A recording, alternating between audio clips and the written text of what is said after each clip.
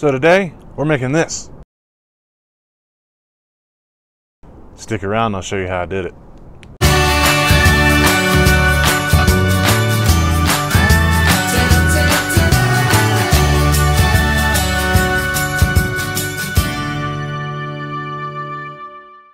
Hi guys, so for those of you who don't know, my name is Michael and I am the woodworker for MK Designs. And this week I had a little bit of free time on my hands. I don't get much, but I had some this week and I got bored. So I decided I'd build something for myself. Kat and I love to sit out on our back deck and just play games and things like that on our phones. I'll watch YouTube videos, instructional things. I'll do research on my next project or things of that nature. And a lot of the apps that I use on my iPad will not show in landscape mode. It only shows in portrait mode. And the case that I have on my iPad, it will stand up in portrait or in landscape mode, but not in portrait mode. So I decided I wanted to make something to be able to set my iPad on, and I can set it either direction on this thing.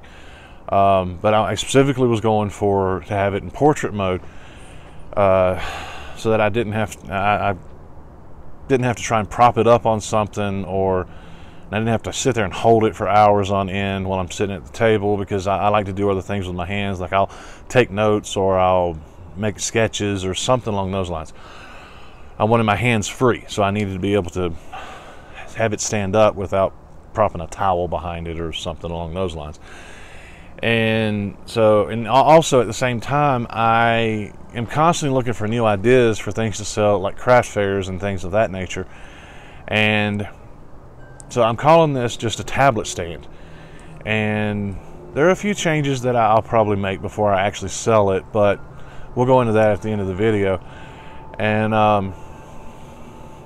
yeah, so this is just me playing around a little bit, I guess. So I hope you enjoy the video. Let's get to it. Okay, so obviously the first thing I need to do is figure out what I'm doing, actually. So I'm going to measure my iPad to see exactly what kind of measurements I need, and then work up some sort of design. And this is where you're going to get some insight into how I like to work sometimes. Sometimes I'll just go out in the shop, have no idea what I'm going to do, and this is what I do. Well, now that I have my measurements from my iPad written down, I'm going to measure my boards and see what kind of wood I have to work with. As you can see, that one has a big old split in it. Can't really use much of that where the split is, but I can figure out how to work around it. So here's what I was talking about how I like to work sometimes. I will bring out the wood that I'm going to use, the pieces of wood that I'm wanting to use, and I'll take measurements and I'll stand around and I'll think. And I do this a lot when I'm trying to figure out what I'm doing or how I'm going to do something. For this particular project, I decided to use some of the leftover scraps of the Pacific Coast tiger maple that I had, a piece of Purple Heart, and a scrap piece of walnut. Okay, so I kind of have an idea of what I'm wanting to do now, and I dropped my pencil on the floor. So I have to bend over, pick that up, and now I'm going to start writing down my measurements and what I think will work. And a little more contemplation, writing things down. This continues for about 20-30 minutes, so I'm going to cut it a little bit short. So this is the part where I lean over the wood and I stare at it, and I try to let the grain patterns speak to me, let the wood speak to me. Let me try and figure out which way I'm going to cut this and have it laid out. In a way, you could almost say that I'm letting the wood whisper to me. Sorry, I had to.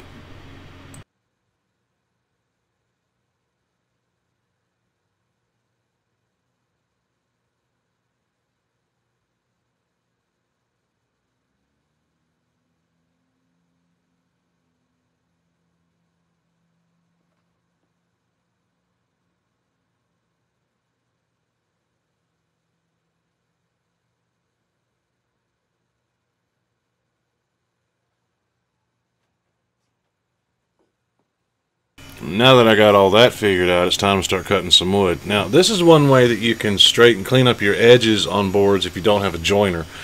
You take your flattest side, you put it against your fence to register on, and then you cut off the other side. Then you flip the board over and repeat. You should have two parallel sides at that point.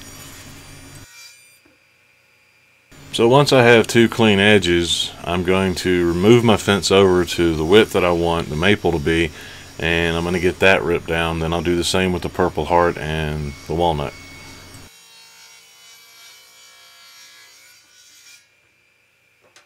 So once I have all the rip cuts done, then I'm going to get my handy dandy extreme crosscut sled out and I'm going to start cutting everything. The way I'm going to do it is I'm going to trim off one edge so I have a square surface to reference off of. Then I'm going to cut the pieces to the length that I need, and for the design that I came up with, I need one piece of Purple Heart, 2 pieces of walnut, and 4 pieces of maple. So I'm going to repeat that for all the pieces that I need and move on. And yes, I know I see the burn marks. I need to clean my blade. Now that I have all those cut, it's time to lay everything out and some more decision making. I have to figure out what pieces I'm going to use for what and how I'm going to lay them out, so forth and so on.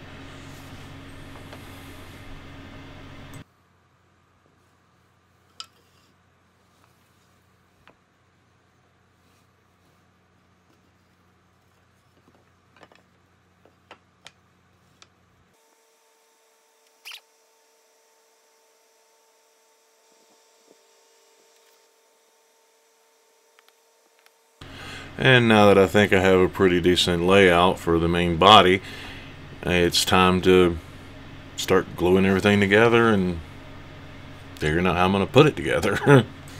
Okay, so this is the easy part. It's basically just laminating the pieces together. I flip them over on one edge, I put glue on one edge, and clamp them all together and let it sit for a couple hours. And what I've found is the burn marks don't really make much of a difference on this as far as glue contact and adhesion. In some cases it actually even helps.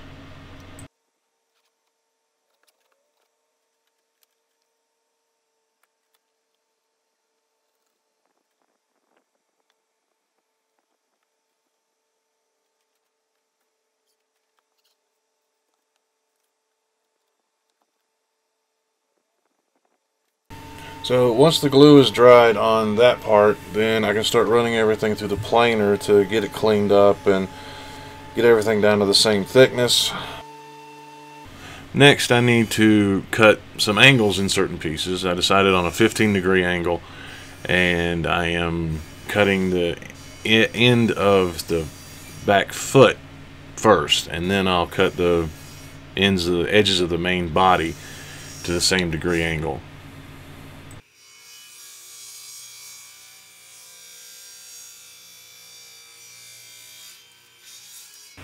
One of the beauties of the Incremiter gauge is it will allow you to make angled cuts like this at very steep angles.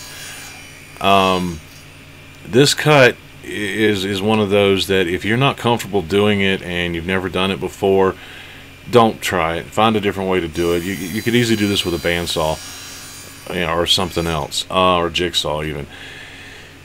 What I had to do is I had to raise my blade to full height, and then I put the clamp on there to hold the board in place. My fingers are touching the top of the board away from the, just underneath the clamp, just to make sure that the board doesn't move on me. That's the only thing my fingers are doing, is they're just there to feel if the board moves, and then I can back it off and redo the cut. The clamp should hold everything. At no point did I have my fingers anywhere near the blade during this cut. And again, if you're not comfortable making this kind of cut, don't. Okay, I'm sure you saw the little knot that I had in the one piece of maple. I'm going to fill that with epoxy. This project would have taken me maybe 4 hours to complete if it wasn't for this right here. The epoxy I have to let sit overnight. So what I'm going to do first is I'm going to go around, I'm going to put a piece of blue tape on the back of the board where the knot goes through on the other side, and then I'm going to tape around the knot itself to kind of contain the epoxy a little bit, and then I'm going to mix up the epoxy and pour it.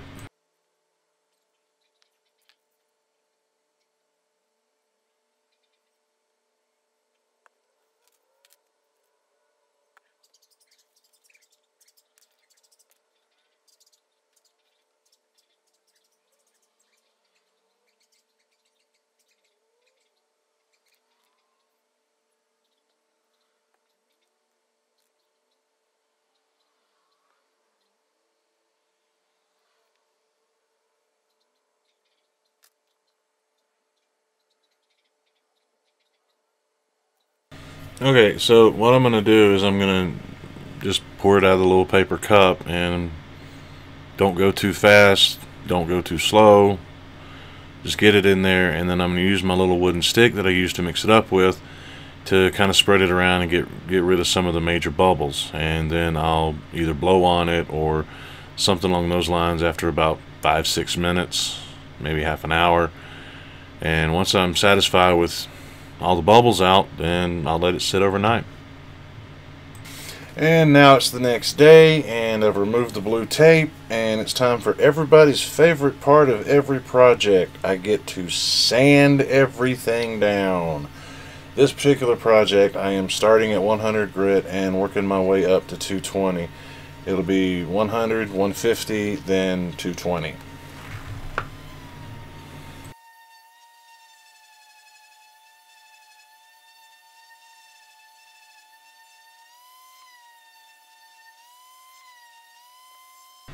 Okay, so I have two pieces that I'm going to put together and glue onto the back of the main body of the whole thing. And I need to figure out how I'm going to clamp it up, because they're odd angles and I don't have squares that will actually hold them the way they need to be held. So one thing where I started at was I started here and I drew a line where I want the top of the stand part to be, and I clamped my square down on there to have a straight edge, and I took one of my 1, 2, 3 blocks and I'm clamping that onto it, and that will keep it from sliding forward when I go to clamp it down with glue. Next, I figured out where I wanted the support piece to be, and I'm using these 90-degree clamps, block clamps from Rockler, to actually hold this piece perfectly perpendicular to the main body, and then I'll clamp it down where I need it to be on the main body, and that gives me a good start. From there, I'll start adding glue. So now I'm going to start adding the glue, and the first thing I'm going to do is, because it's basically end grain, well, it's not basically, it is end grain, I am going to put some glue on the end grain, and I'm going to push it in with my finger and let it sit for a few minutes, and then I'm going to add a little more glue and spread it out, and I'm going to put the two pieces together. What that does is that allows the glue to get into the fibers of the wood and keep the end grain from soaking up quite so much.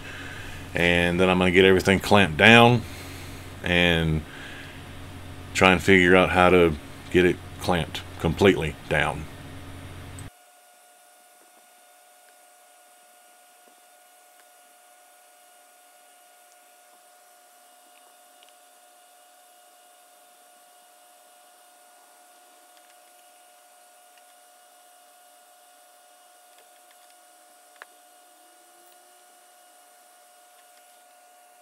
Okay, so this is what I was able to come up with. I used the blue tape to hold the two pieces together, pull it as tight as I could, and then I was able to balance two of my parallel clamps onto it to bring that downward pressure to get it to clamp it to the main body.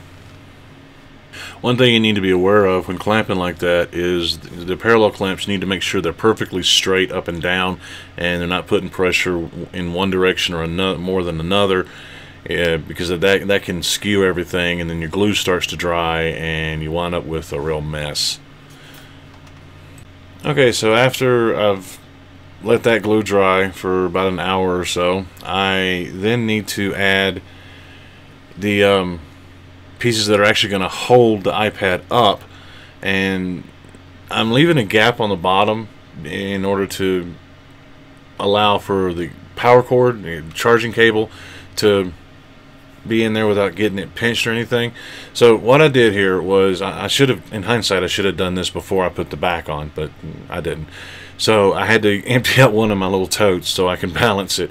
And what I did was, again, I drew a line and then I clamped my 1, 2, 3 blocks on, and in order to get the pieces put in just right. And what I did was I put glue in the middle of them, and then I took a little bit of CA glue and put on the edges to temporarily hold them in place.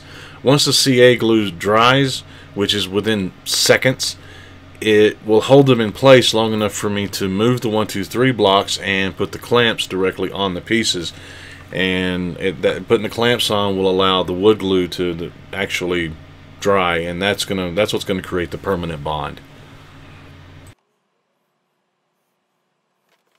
Okay, so once all the glue is dry, then I need to clean up the squeeze out that I couldn't wipe out with a rag.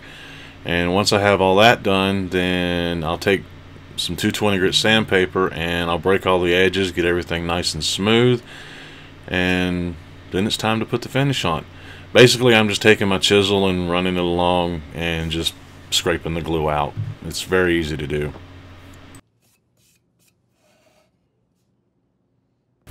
Okay, and now comes the fun part. We get to finally put the finish on it, and this is where that maple is going to start, the grain in it is just going to start to pop. And if you've watched my videos before, you know my process on this. I will spray the whole thing. After the second coat, I'll let it dry, and then I'll sand it down with usually 220 to 320 grit. But in this case, because I sanded the whole thing down to 220, I'm going to sand it with 400 grit. And then after I spray the last coat, after about 4 or 5 coats, I will sand it down with 1500 grit, and that just makes it baby smooth.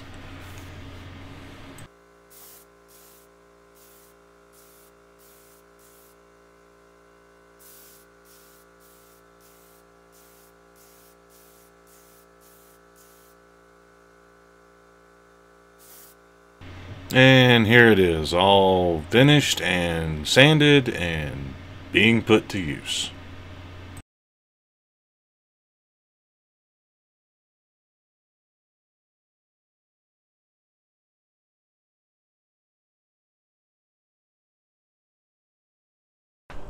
Okay, so like I said, it was just me playing around.